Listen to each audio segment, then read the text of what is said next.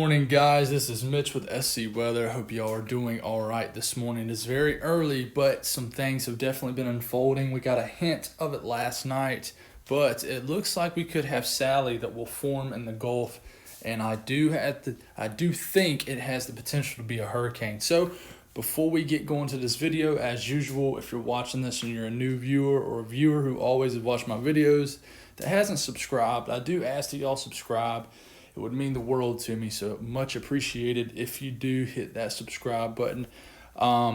Let's get into this. As you can tell, a lot of convection blowing up.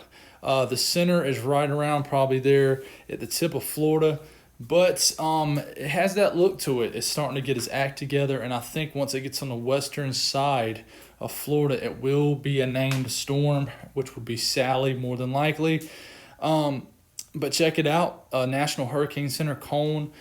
I don't think where this makes landfall is going to be really the big question at all. I think we pretty much have a good handle that's going to be around the shores of Mississippi, maybe New Orleans, somewhere around that area. But this is the GFS, the latest from this morning.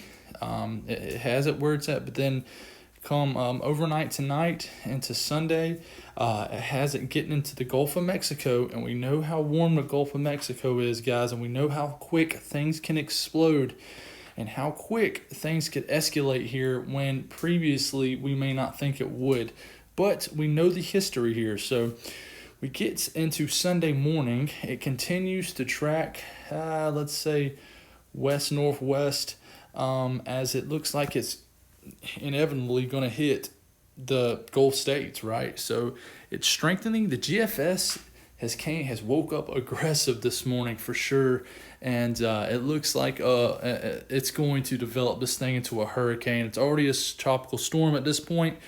As mentioned, it would be Sally would be the name, and it continues to strengthen as we get into overnight Monday into Tuesday into an all-out, at least a Category 1 hurricane. What is that? That says, 991 right there, millibars. That is definitely a hurricane, and it continues to strengthen. And what has me worried is the slow movement of this thing. So as you can tell, those lines there, that is the cooler air I was talking about in my last video, almost kind of like a damming event that will basically act as kind of a steering current to keep it from really hitting and affecting us in the Carolinas. But not talk about that too much because it obviously looks like it's going to make landfall somewhere in Louisiana, Mississippi, and maybe parts of Alabama. But it looks like off the GFS, it makes landfall as Hurricane Sally. In a high-end Category 1 at this point. But the moisture may start to move back into our region, so that is something we have to watch here in South Carolina for sure. But check it out. It's the HWRF model.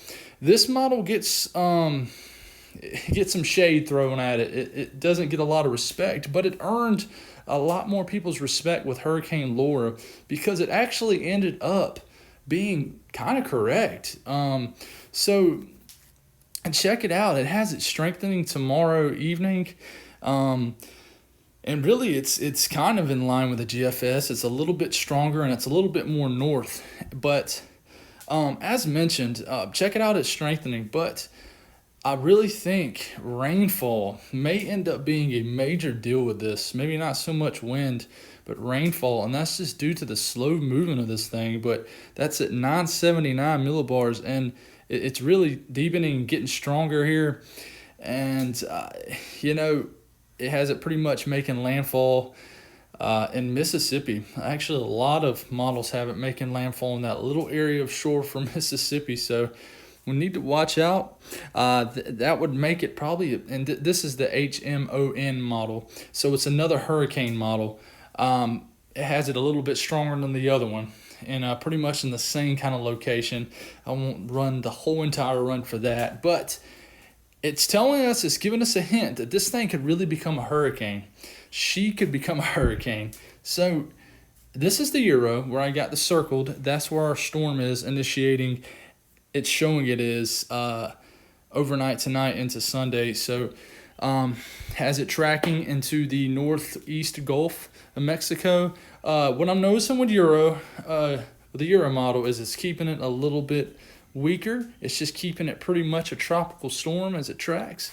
But I'm noticing more rain with the European model, and maybe that's just because it's going a little bit slower, but that's 18 hours. Did you just see that movement? It barely is moving, so that is a huge slug of moisture right there on its northeast side, but it's still looking like that's probably tropical storm strength, and it looks like it's starting to strengthen right before it makes landfall, but doesn't really have a whole lot of time to really get its act together. So, but Europeans hinting at it. I think models will continue to probably come in a little bit of aggressive today, and it might be right. They might be hinting at something. And a lot of events in the Gulf of Mexico, this is how it happens. Things escalate quickly, and Harvey, Laura did it. We had hints of it early, and it ends up unfolding a lot of the times. But check out the wind field. I think the wind field would be pretty large, actually, with the storm. But this is the GFS. It shows, it pretty much shows a tight circulation right there and center of circulation with an eye wall with, winds 60, 70 miles per hour. So that'd be, pretty much close to hurricane strength, guys. So, and it shows it working into Mississippi. Check out rainfall with the GFS. Over a foot of rain into the coastal areas of Mississippi and parts of Louisiana and Alabama.